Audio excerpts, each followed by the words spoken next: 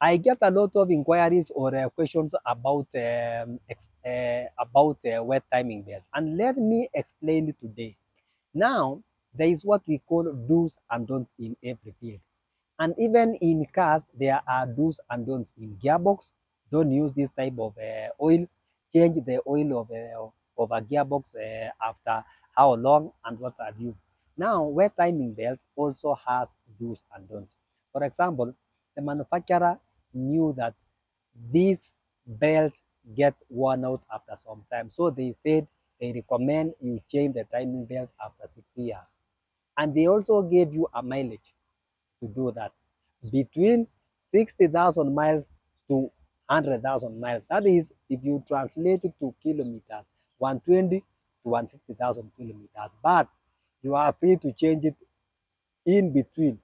But another thing, if you are using oil that is not recommended for Peugeot, definitely the degradation of that wet timing belt will be very high. So what does Peugeot recommend, or which oil does Peugeot recommend for to save that timing belt? Oil that has PSA standards.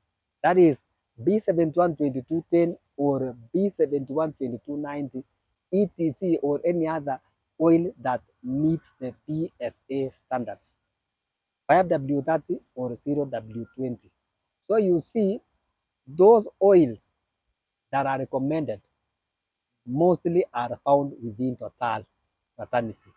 So now, if you are using Peugeot, make sure you use that kind of oil, because the chemical composition of those oil augurs well with the chemical composition of the timing belt.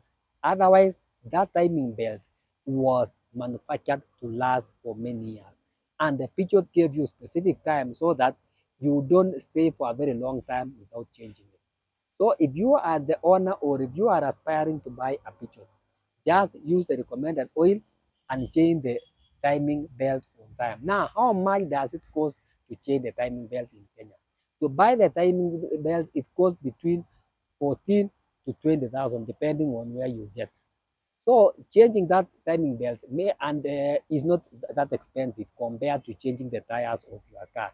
Just look at the price of changing your tires compared to the price of changing your timing belt.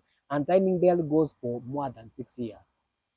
And in our Kenyan scenario, it means that car you will have sold it by the time it hits 6 years.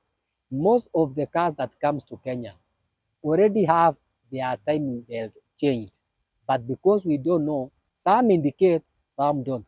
But we assume it has been changed, we assume it has not been changed. So that is why we say when you buy, just ask the picture mechanic to check for you the health of that timing belt. If it is still okay, you will still use until the day they tell you now, we've seen the signs of timing belt getting worn out, so you need to change. So it is something, it is not rocket science, so nobody should tell you not to buy Peugeot because of the timing belt. It is just like saying, don't buy a Fielder and Axio because of a CVT gearbox. You have to take care of that car. You have to follow instructions of the manufacturer. If anything in your car is to last, timing belt, gearbox, and what have you, you must follow the instruction of the manufacturer.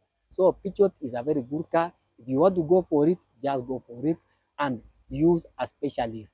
Don't just go to petrol station and do service there, because those people don't have the know-how. They don't even know how to check that timing belt.